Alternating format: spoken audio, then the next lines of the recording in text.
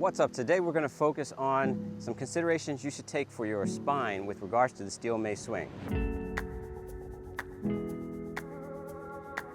Now, the Steel Mace swing is a multi-joint activity that requires a coordination of all of the involved pieces. We have independent movers that need to become interdependent, so they need to rely on one another. The better we can improve the independence of those specific things involved, the more we can get out of the mace movement or the mace swing as we do it. So we ping those two things off of each other. We practice our Steel Mace swing, but at the same time, we work on the individual parts to improve those and then bring those together to make a better swing. Now with the spine, a couple of the things that I want to focus on is understanding what the spine needs to be able to do. Now, as we swing the Steel Mace, our spine is going into lateral flexion, we're going into some rotation, we're doing a lot of different things. So thoracic rotation is going to be important, but being able to coordinate that is also going to be important. The spine, for those who don't know, prioritizes flexion and extension before rotation. So we'll typically focus on improving flexion and extension of the spine in order to contribute more to better rotational aspects of the spine. But the first thing I'm going to show you is not the flexion and extension. We've all done cat-cow and things of that nature, which focuses on flexion and extension. The first thing we're going to focus on is the standing thoracolumbar CARs. CAR stands for controlled articular rotations. We'll just take you through a thoracolumbar CAR and you'll see how that relates to the Steel Mace swing and the movements we do throughout that swing. So the first thing I'm going to do is I'm going to bring your hands across the chest and I'm going to bring the chin to the chest. From here, I'm going to begin to flex my spine. So I'm imagining these my shoulders here, there's lasers on my shoulders. I want to take those lasers and I want to point them down towards the ground. So my abs are working to get all of that flexion of the spine.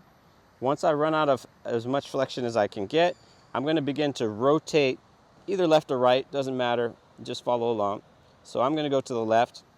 So I'm rotating through the spine. Once I run out of rotation here, I'm going to laterally flex. And then once I run out of flexion here, being careful not to shift the hips out of there, I'm going to begin to extend into spinal extension. And as I go into that extension, I'm going to begin to rotate over to the opposite side. So taking those lasers now that were pointing downward, they're now pointing up towards the sky.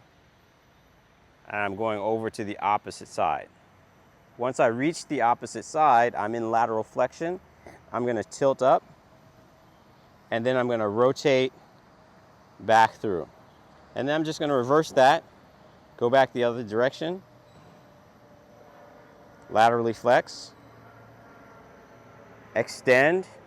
As I extend through the spine, I'm peeling the chest upward. Lasers are towards the sky. I'm going to rotate over to the opposite side. Into lateral flexion. Once I'm in lateral flexion, I'm going to flex up. I'm still in spinal flexion, but I'm just not in lateral flexion anymore. And then I'm going to rotate back to center. Okay, so that's your thoracolumbar CAR. Very easy, accessible thing to do. You can do it seated, you can do it standing. There's a lot of different ways in which you can bring thoracolumbar CARs in. You can do a few reps. Think of it as a way of like warming up for the movement. Preparation, movement prep. Okay, the better we are at getting through that motion, the better rotation we have, the better control of that we have, the more access we have as we're swinging that mace. A lot of people ask me oftentimes, why does your Steel Mace 360 look so fluid? And I attribute it mainly to being able to control that movement and understand what my spine and my abdomen need to be doing at the same time as I'm swinging the tool. Next, we're going to look at our cat-cow, and we're going to break down some ways in which you can get more out of that cat-cow. So what you'll notice when people, or whenever you're taught cat-cow, is we move in sort of a global flexion and extension. So we kind of just move here, and we just kind of moving through globally. And we're not really doing anything besides moving in the area that we feel most comfortable or that we have most access to. What I want to do is I want to learn more about the spinal motion, and I want to get more out of those segments as we go. So I'm going to focus on spinal segmentation. But one of the things I'm going to do is I'm going to break the spine into different pieces, because I don't want to teach you from the global position to start trying to break down all of the joints. I'm going to try and break that in half first. So very first thing I'm going to do is I'm going to bring the head down to the ground. I'm going to take the hands here. I'm going to roll forward so that I'm rounded through the upper spine. And then I'm going to tuck the toes here. And then I'm going to focus on just the lumbar spine. So just accessing the lumbar spine, tucking the tailbone under, and then taking the tailbone up towards the sky.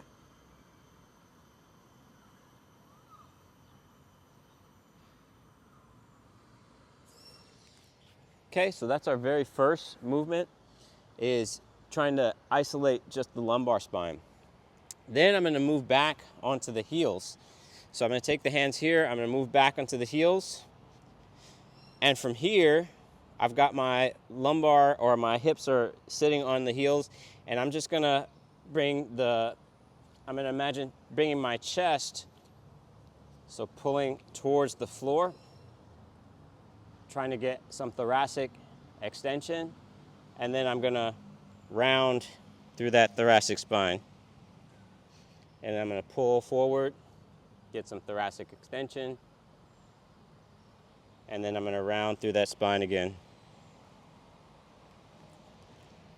So these are two ways in which I like to start thinking about breaking down that global cat-cow and breaking it into two separate segments. So now you learn a little bit more about how to separate those two spaces and how to move just those spaces.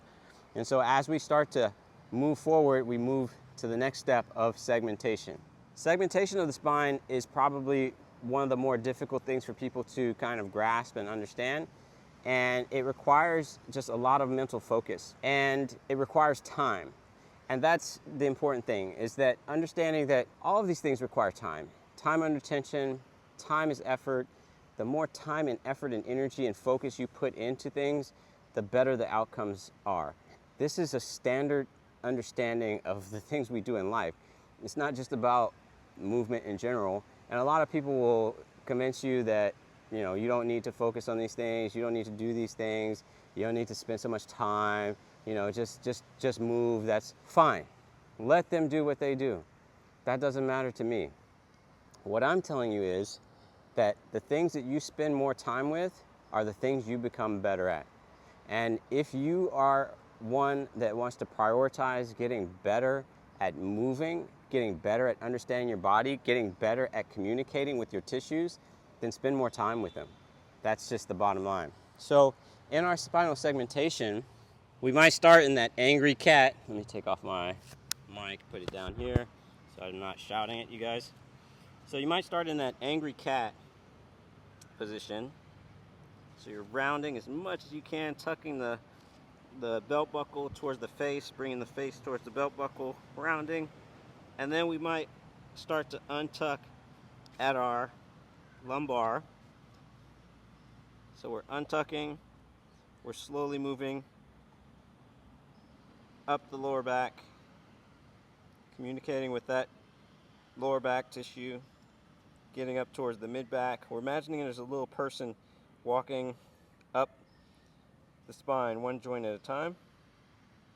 If I were with a client or with a person, I would give tactile feedback.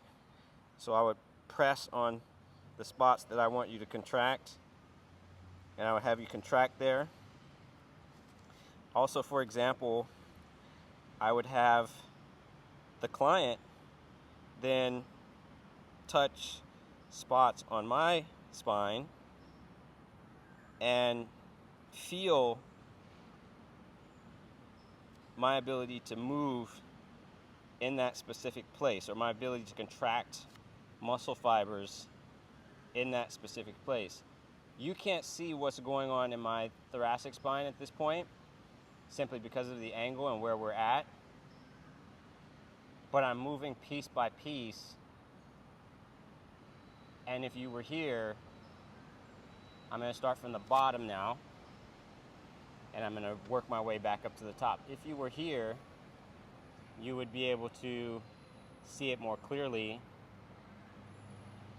And when I have my clients place their finger on the particular spot and I move in that spot, they have an aha moment and realize they haven't focused on using those tissues or connecting with those tissues at all. And so it's a really eye-opening experience as people learn that they actually have more muscle and tissue and connectivity than they thought they actually had. Now you can work the spine the opposite direction as well. So there's 4 different routes you can go with regards to moving up and down the spine. But I just showed you 2 different directions there for now.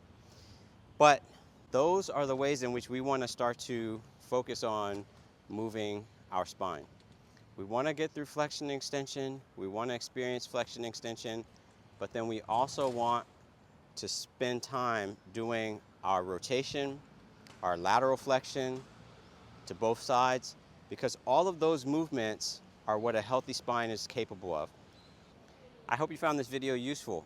Share this with somebody who swings steel mace, or somebody who simply wants to improve the health of their spine.